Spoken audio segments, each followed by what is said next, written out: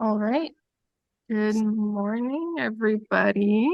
Um, I have a few announcements to get us started, and then we'll get started with our talk. Um, the first is we have our schedule up for the rest of the year. You can see on the left side over here. And we have 6 slots open for the fall. So please let us know if you have recommended speakers or self-nominate if you think there's something exciting that you think the 3D structure community, including experimentalists and predictors, would find interesting or new or novel. So please just email one of us if that is the case. And just as a kind of giving these seminars can be helpful for getting your work kind of disseminated and even finding postdocs and students, for example. Our reach has been growing steadily. We're out to like 300 plus people on the mailing list now. And for those that choose to record their lectures, views, in a couple of weeks will reach the hundreds, which for science is relatively good that many people appreciate your science. So please let us know any recommendations. The other exciting news is CASP 17 is going to be this summer, and we're kind of getting the ball rolling on everything. So the CASP organizers have opened up the registration for predictions. So you can just go to the CASP 17 website and you'll find all the information there. The server testing is starting in 2 weeks. And it is likely that there's going to be a lot of nucleic acid targets that are server only in a short succession. So just really prepare your servers well to handle a lot of input. And then maybe the most important announcement for any experimentalists out here is we really need more nucleic acid structures. So if you have a structure you solved, you have the coordinates by, let's say, around August, I believe it is, or September 1, it's down here, that you are happy to share the sequence. You just need to share the sequence of the CASP organizers for people to predict. That would be amazing and really helps the whole field figure out what methods are doing well and what methods are not. So please consider submitting your structures and feel free to ask me if you have any questions about how that process goes. All right, so those were the announcements. I'm going to stop sharing so Jill can go ahead and start sharing her screen. And then I will introduce our 2 speakers for today. So today we're going to be starting with Jill Townley. She is an organizer of the Eterna platform, which is a crowdsourced platform that can be anyone on the internet can participate to design new RNA designs. Primarily switches is what you're going to hear about today, but they're really interested in kind of expanding, including thinking about 3D structure. How do you design, functional RNAs that have a tertiary structure, for example? So she'll be starting us off introducing the platform, and then we'll be giving an exploration of what a collaboration with Eterna can look like for an academic lab. So Anthony Stohr is going to tell us about his story in switch design and how that can be really helpful for actual biology research and some very interesting tales there. All right, take it away, Jill. Okay, great. Thank you so much, Rachel, and thanks to the organizers for having us today. I want to acknowledge before I start that we have 2 players also attending today. Jeff Anderson Lee and Eli Fisker are also attending to answer any questions you might have in the chat. So anyone that doesn't know, Eterna was created in 2011 by Riju Das and Adrian Truey. The way it works is the puzzles in the game model the secondary structure folding using Vienna 1, Vienna 2, I believe it's NewPack 3, EternaFold, and RiboNanzaNet. There's a few other engines we use, but these are the primary ones we use. So RiboNanzaNet being the newest one that can actually model pseudonauts, which we're not doing in this, but it's just great to have that. The website is eternagame.org if you want to go look at it while I'm talking, to poke around. And you can let me know if you have any questions about that. And there is also a mobile app, which is good for when students are playing the tutorials to get into the game. People usually ask, who are the players? They think maybe it's students. There are some high school students who play it, but it's players of all ages from many different countries around the world, and they typically don't have a strong biology or chemistry background. We do require that they're 13 years old to play. So today I'll be specifically talking about the Eterna switches that were reported in PNAS in April of 2022. Recording is continuing. So how does Eterna work? The researcher defines what their project is and decides how they want to work with Eterna, and we create puzzles that model their structures that they want to work on. And then we launch the puzzle in the game, and we have a lab description that explains some science background and the goals of the project, and that helps players to understand more. So the players play with the puzzles and design sequences, and then they submit those through the interface into the game.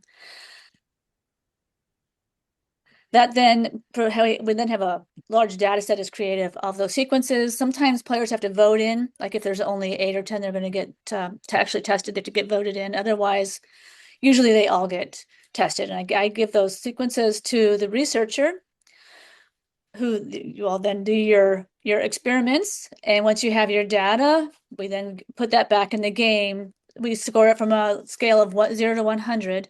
If there's chemical mapping, that's provided back as an RDAT, which is loaded into the game. And this is an example of how our chemical mapping data looks in the game.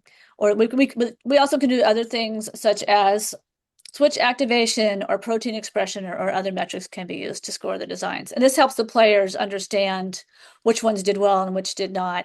And then we usually have an iterative process with 3 or 4 rounds where we give that data back to the players, who then look at it, analyze it, and think about what worked or what didn't, what else can I try, and then do a subsequent design round. And we do the process again. So today we're talking about standalone switches. This project started in 2015 and ran through 2017, led by Johan Andresen, who was a postdoc in the DOS lab. It was in collaboration with the Greenleaf lab at Stanford. Several different sensor combinations were tested using a massively parallel RNA array technology for the experiment. Primarily tested FMN in combination with the MS2 hairpin, but then we also did tryptophan, theophylline, and tetracycline as the inputs, with MS2 as the reporter, and then finally these inputs with MGA and the spinach aptamer as the reporter. Here's an example of what the puzzles look like. The first 4 rounds, the aptamer and the MS2 were in fixed positions in the puzzles, and there were 3 different architectures for how it was laid out. The players were designing their sequences around that. And the players eventually came back to researchers and said, we think we could do a lot more interesting things if we could actually build our own architectures along with designing the sequences. So this is the first round where players were able to actually stamp in the MS2. So you can see the aptamer is locked here. And then there's a tool here, looks like a stamp with the MS2 hairpin below it. And players could use that to stamp in anywhere in the puzzle. And that puzzle does open all adenine other than the lock bases. And then we have several constraints that are different for every project we do. And then players hover over the constraint and it describes what each constraint does. This constraint here requires lower than 40% adenine. These are structural. So this is saying that the aptamer should not form in state 1, but it should form yes in state 2. So these are the ones we're talking about today are all 2-state puzzles. So the players could stamp in the MS2 sequence, and then actually what we did was we loaded in about 20 of the different available MS2 sequences that are available for that hairpin, and players could continue stamping and stamp through the different sequences that were available.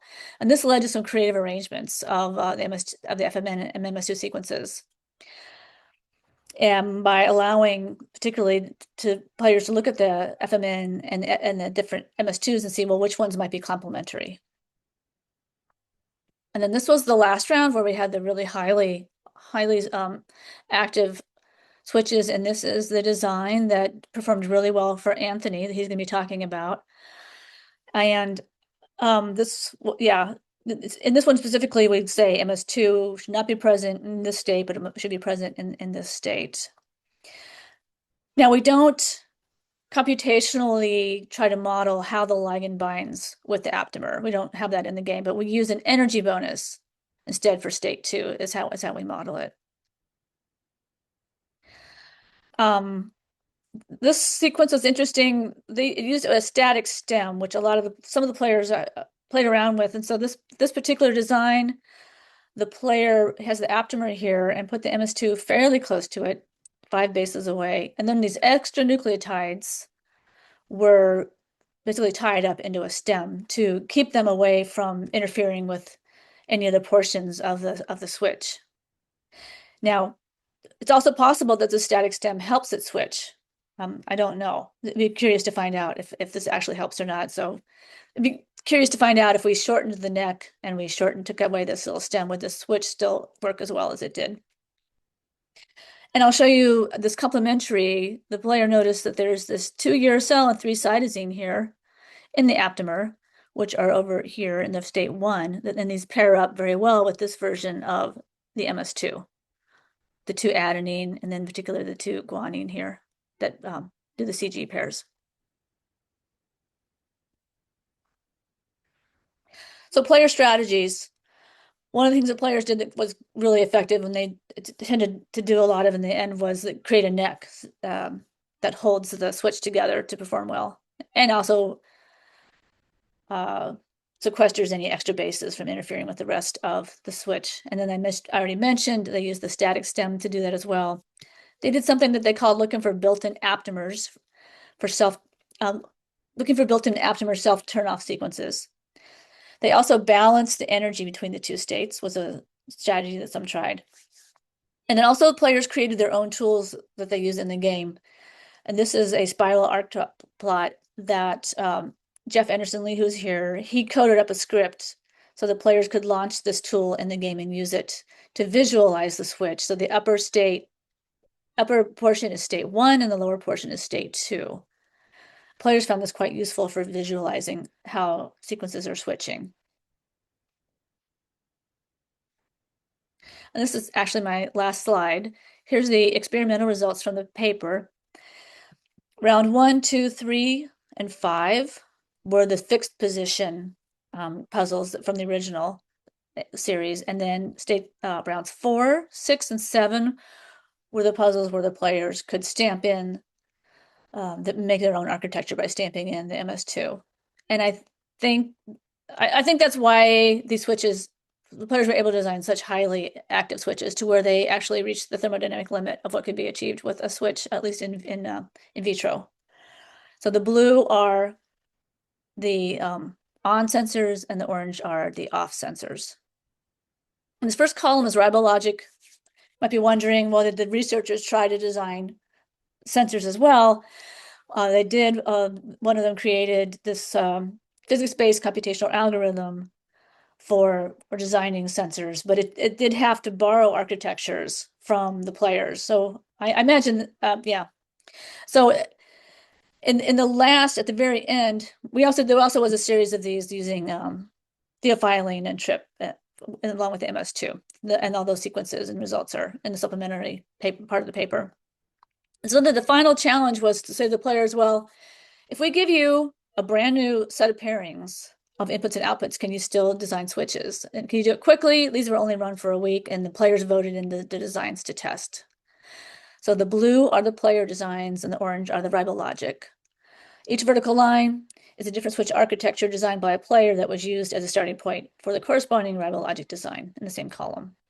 And so the NC is where ribologic could not find convergence on a sequence. And you can see several of these designs do quite well, despite being limited and having such a short time frame. Okay, so that's all I have, and I want to acknowledge the co-authors on the paper, the Eterna participants, and as I said, PIs are Rizu Joss and William Greenleaf. Here are examples of some of the player pictures and names that are in the game. Here's my email. If you have questions you would like to email me, or if you're interested in doing a project with us, please email me. We can set up a meeting to discuss that. And of course, acknowledge our funding from the NIH. So I'm going to actually stop sharing. Okay, I guess. Maybe we can ask questions. Yes. Is it okay? There is one from Rachel, but I can ask.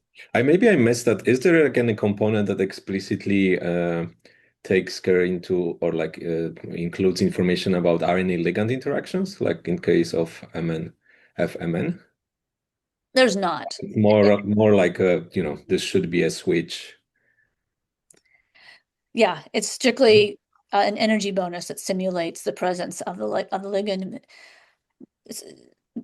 causing the aptamer to fold. So we're basically using an energy bonus to simulate that the aptamer is folding, but we do not model specifically the interaction with the ligand.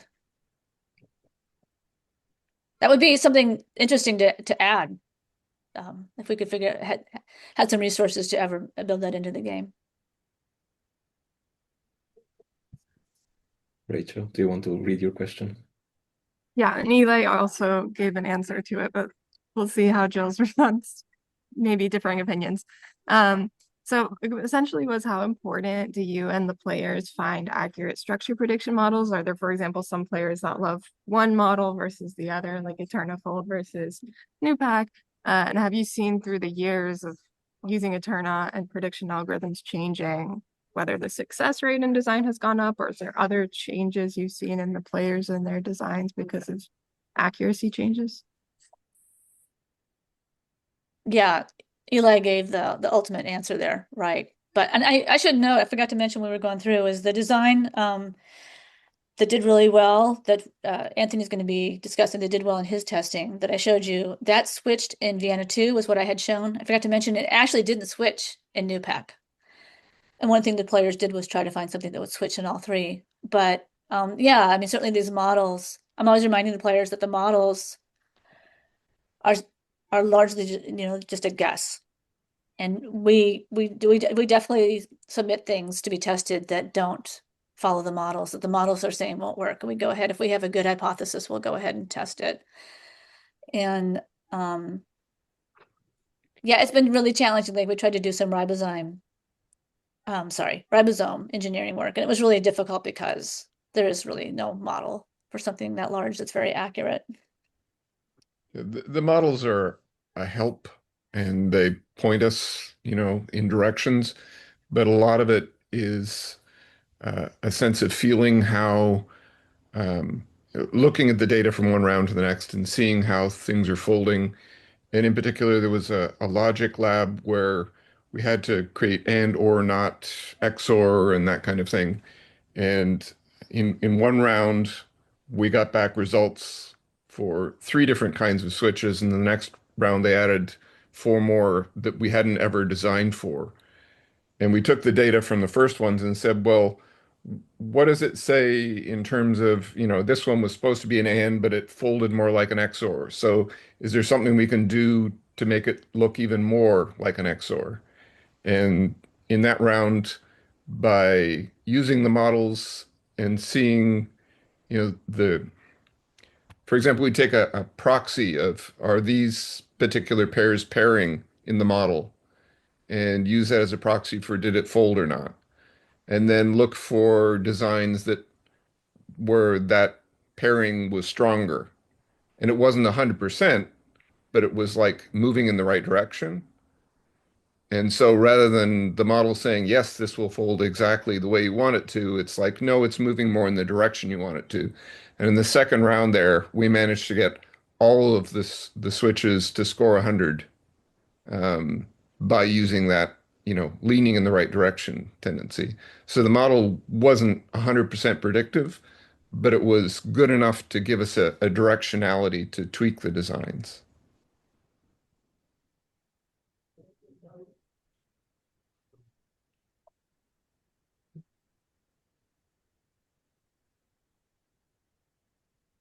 Shall we move on to Anthony's talk, and then we'll have questions answer that as well. Sure. Yeah, I'd like to thank you guys for the invitation, and yeah, hopefully we can see that nicely. So, all right. Yeah, so we sort of serendipitously ran into, we're a very different type of lab than I would say most of the talks I've seen in this seminar series. And we focus on applying these RNA devices inside cells. And so we serendipitously saw the Eterna switch paper, and we are like, wow, I think we could really use this to control cellular behavior. All right, and so our work is really focused on our group is really focused on two kind of aims.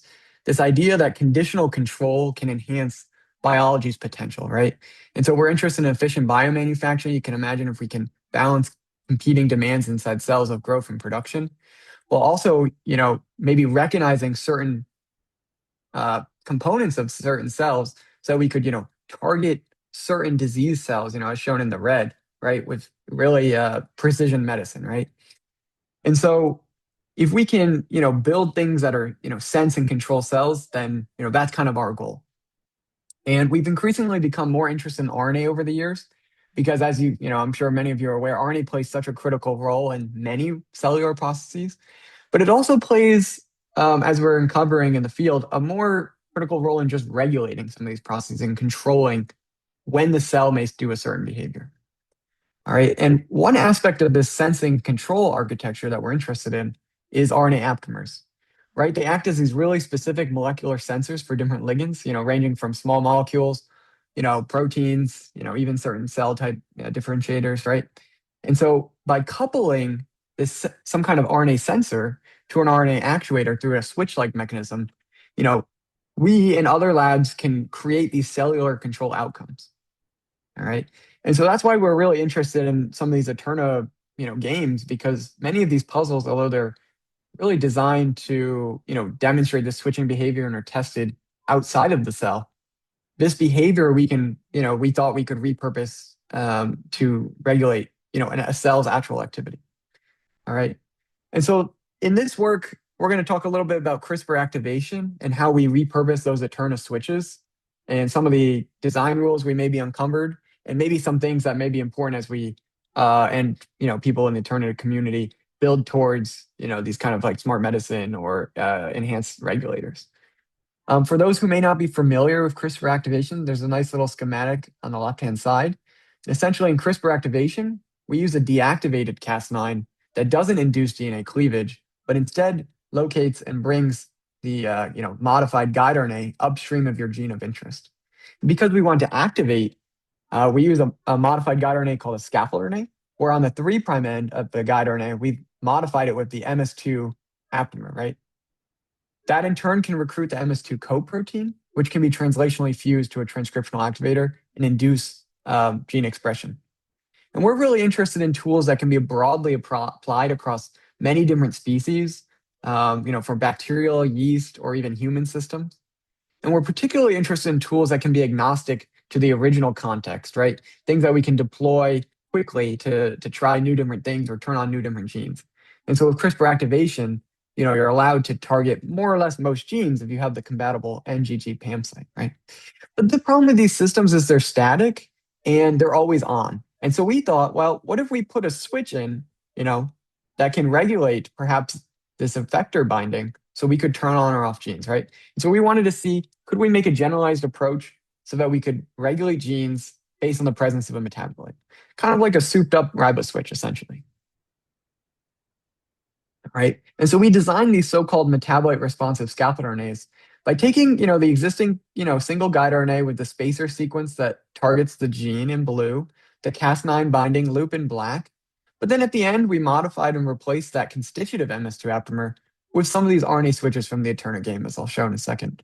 And so in the inactive switch design, essentially, when there's no ligand, we want this thing to be, floppy and not actually able to form that MS2 aptamer.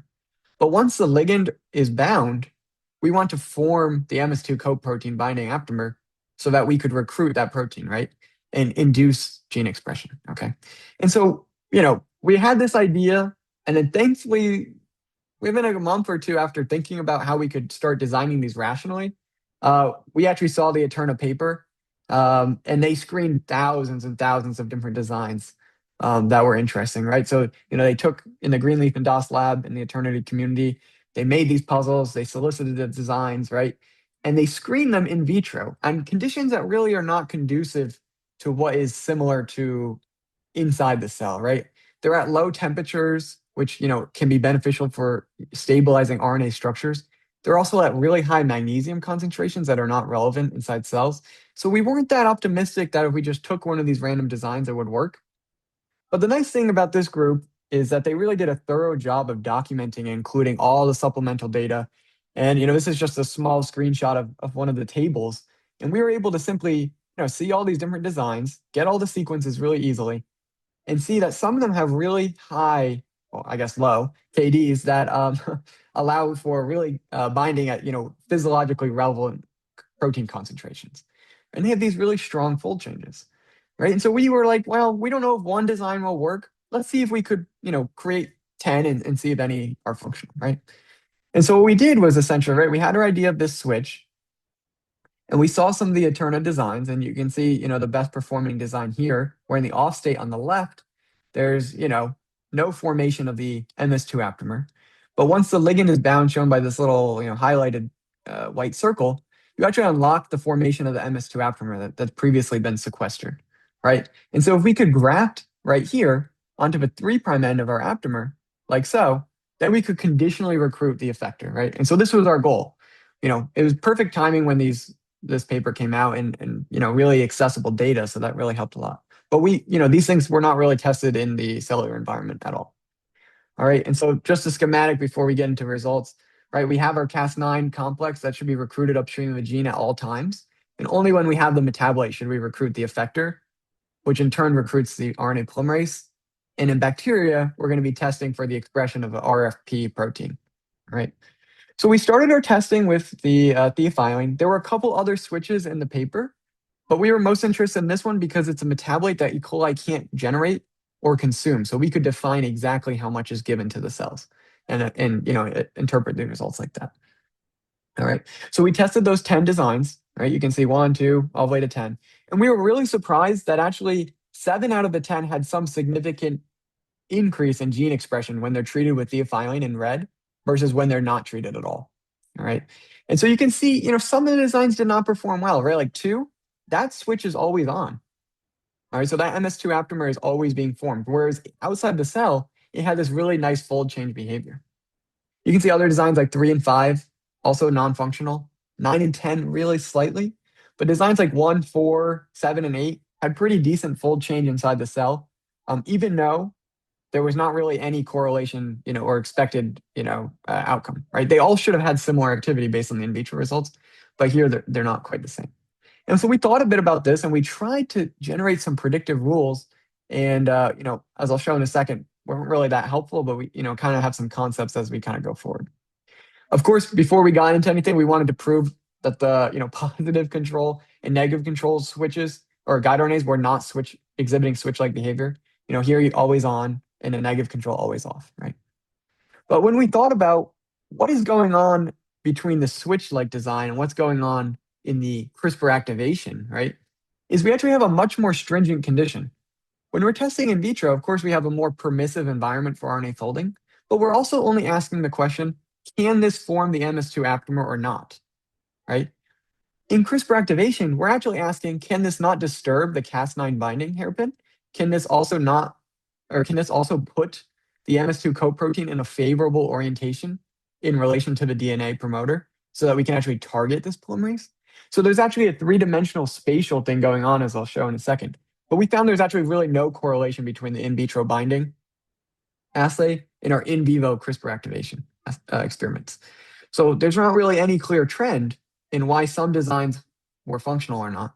But it makes a little more sense when we consider that CRISPR activation in this biological context is actually a 3-dimensional structure that's really sensitive to changes in spatial distance and orientation. There's just some really nice work out of the University of Washington in CRISPR activation found if we move the guide RNA in the CRISPR complex up a single base or down a single base, activity drops by more than 50%. Even a single, 3-ish angstrom change drastically, removes our ability to control cellular behavior. You can imagine as we go along the helical turn, when we're in the opposite phase, we actually have no activity at all, right? And so you can imagine if some of these switches may be putting this effector in the wrong dimension in the plane away from the DNA, you may actually be seeing behavior that is not what you want, even though it may be conditionally binding the protein. All right. So after we kind of thought about this, we did a bunch of characterization. I'm happy to talk a little bit more if there's any questions at the end, but we wanted to really put these devices to the test. we found that the metabolite-responsive scaffold RNAs exhibit dose-responsive behavior with a pretty sensitive limit of detection, somewhat similar to the theophylline aptamer and ribose switches in vivo. And then we also, wanted to expand upon some of the original work and validate how specific these switches could be in cells. And so that's really important because in the cellular environment, there's thousands and thousands of molecules. And in an enzymatic pathway, they may add a single functional group, like the difference between theophylline and another methylxanthine caffeine, right? You can see this addition of this single methyl group. But when we treat the cells with caffeine, we don't see any activation. So, these switches preserve the highly specific aptamer behavior. All right. And of course, as we're interested in these kind of conditional controls, we're also interested in dynamic changes so that we can regulate cells in real time. And the switches that were tested in vitro responded on an order of minutes, but now we have a living system where there's delays in certain, protein expression, chromophore maturation, but you can still see on the order of within about 45 minutes to an hour. In the on case, we start to see expression of the protein.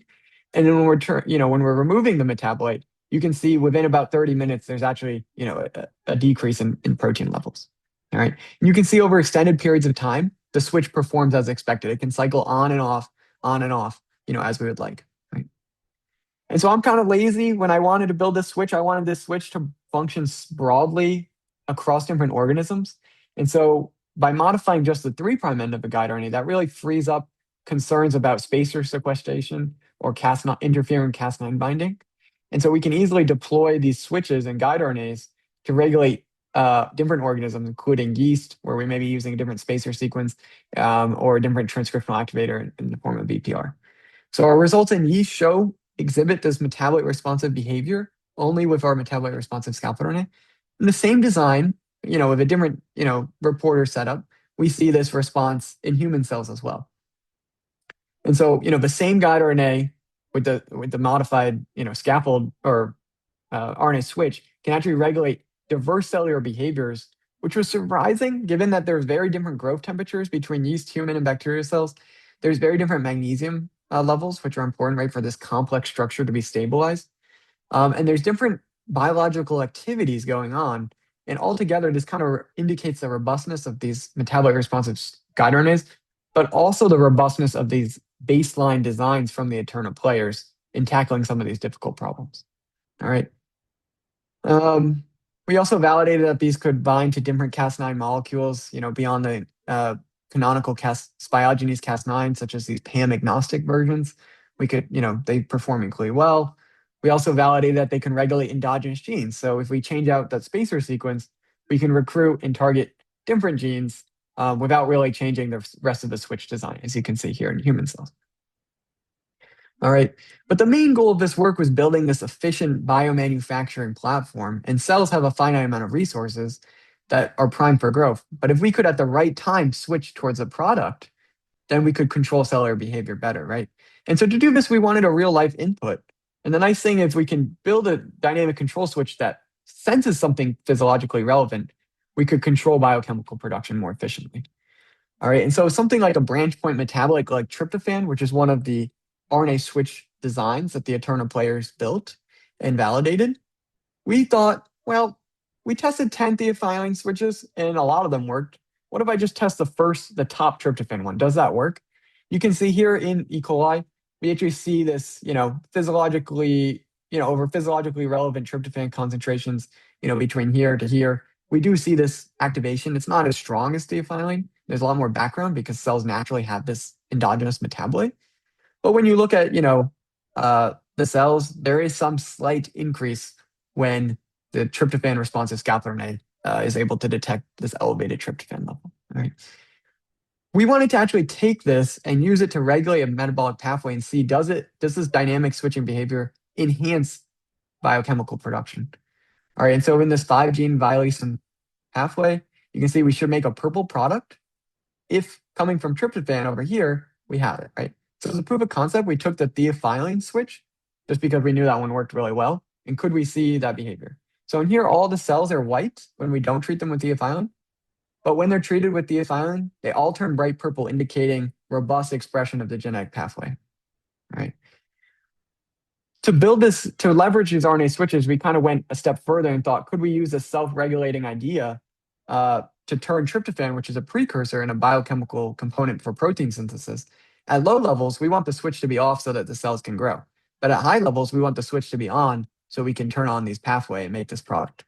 And when we grow the cells, we actually saw this really interesting result. We had to do it a couple of times to validate it. But if we had the cells really strongly expressing this pathway, like a lot of metabolic engineering contexts do, we saw that the cells always started dying and losing the production DNA through mutagenesis. But if we had this balanced production, we actually saw substantial levels of the product. And so this balanced self-regulating idea using these switches had a real life implication where we could go ahead, prototype this design, and actually build and validate this high expression, high titer production of this cancer drug and die. So very helpful. All right. So overall, it was really surprising that we could take switches that really were designed totally for a different context by the Eterna players, repurpose them to something that allows it to dynamically control cells. It kind of learned a little bit more that in this cellular environment, there's a lot more complex things that maybe it would be important to build in, three-dimensional type analysis or structures that we could account for how these things fold in real life rather than, in a static environment, right? So I'd like to thank my colleagues. Our work's recently been published in Nucleic Acids Research describing this and funding from, all these government agencies. But I'm happy to take any questions and, maybe discuss some of the limitations or other things like that. So thank you.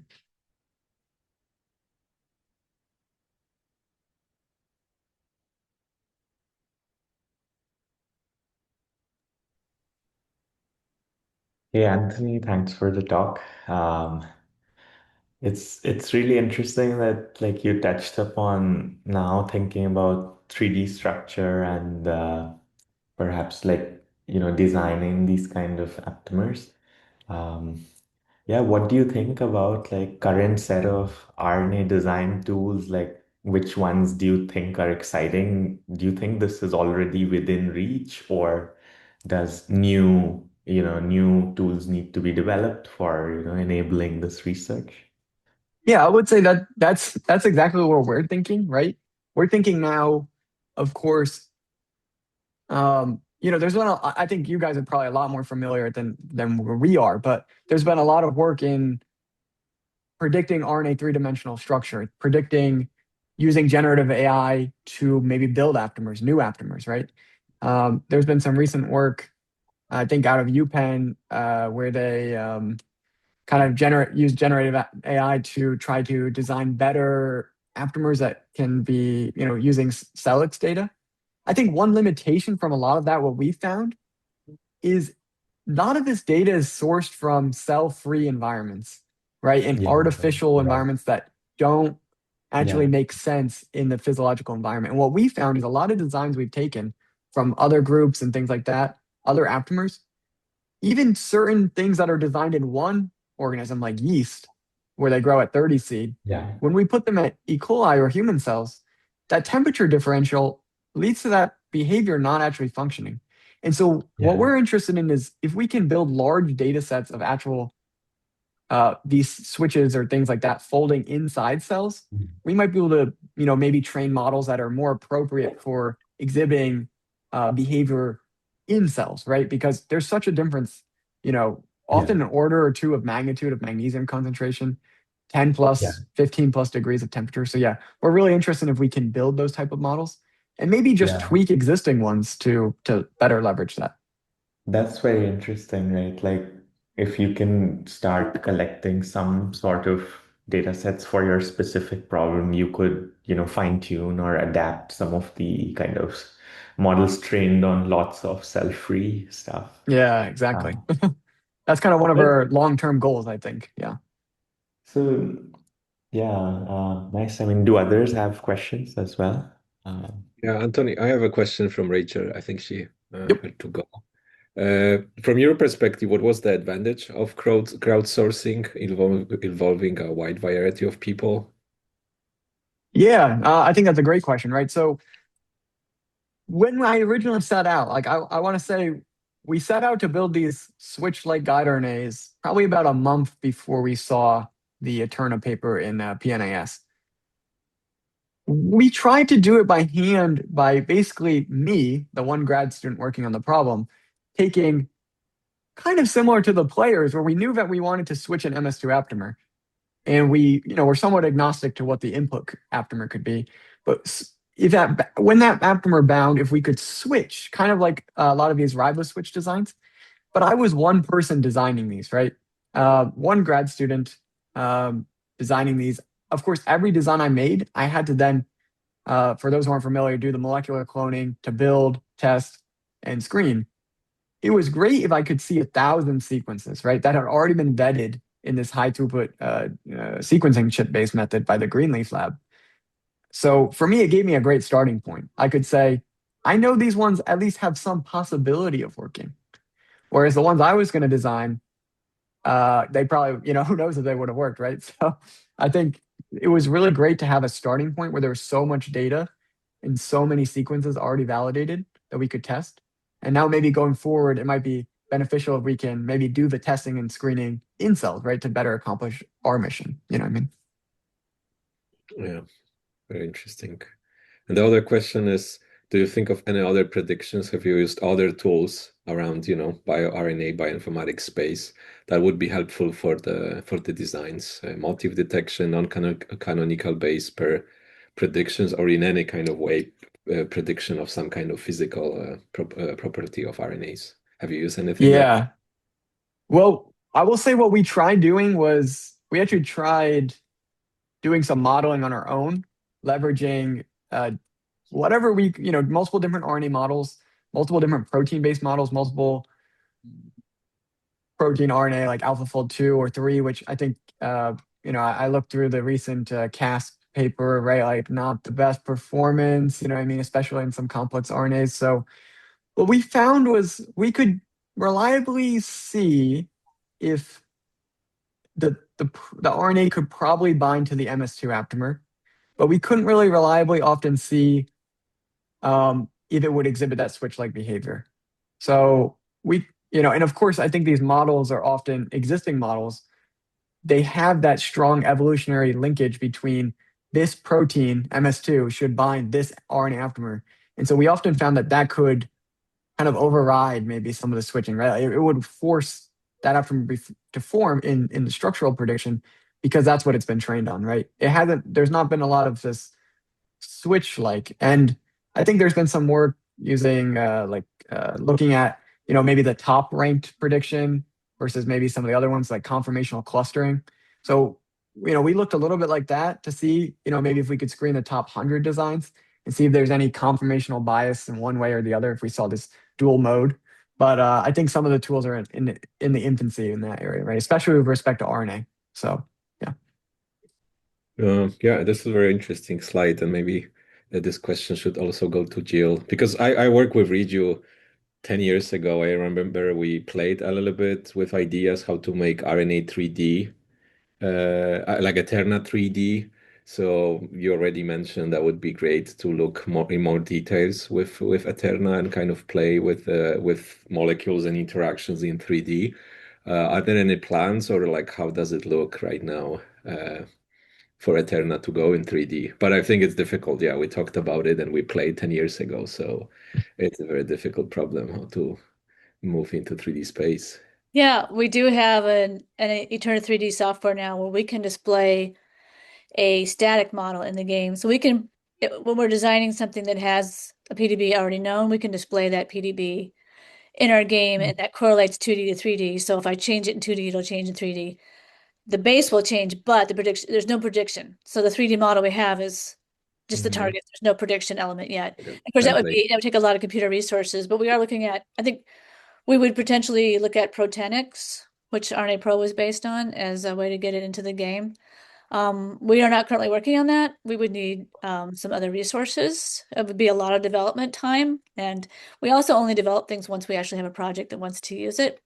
So we would need to collaborate with someone and have the resources to make that happen. But we are definitely interested in trying to get a predictive 3D model into the game at some point. And I'm sure the players would have a lot of fun coming up with interesting new structures using a 3D model. Yeah. Okay. Yeah, and I will say, when we think about it from the cellular perspective, I think not every problem requires a three-dimensional consideration, right? Sometimes the switch alone, depending on what we're doing, may not necessarily need to worry about the spatial orientation. It just happens when we're playing with this, such evolutionarily conserved transcription control, right? You really have this polymerase needs to dock in this exact manner. And so not everything inside the cell may necessarily need to be spatially constrained. So I think for some aspects, maybe the three-dimensional control could help, or modeling could help, but for some other aspects, it might be overkill, right? Like Jill said, it may be like crazy computationally expensive for what the outcome would be. So I think it's definitely an interesting challenge from all angles.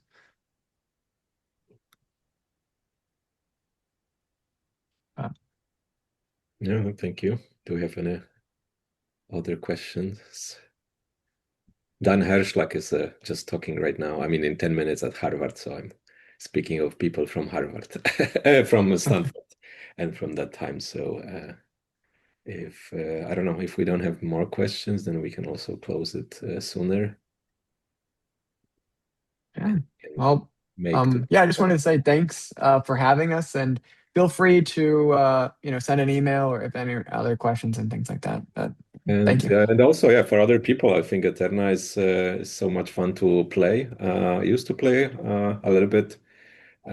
So yeah, you can everyone can kind of have fun and learn more about RNA folding. I remember I learned so much about folding itself on 3D secondary structure level and energies and so on. So it's a good tool also to use it to teach other people when you have students. So yeah.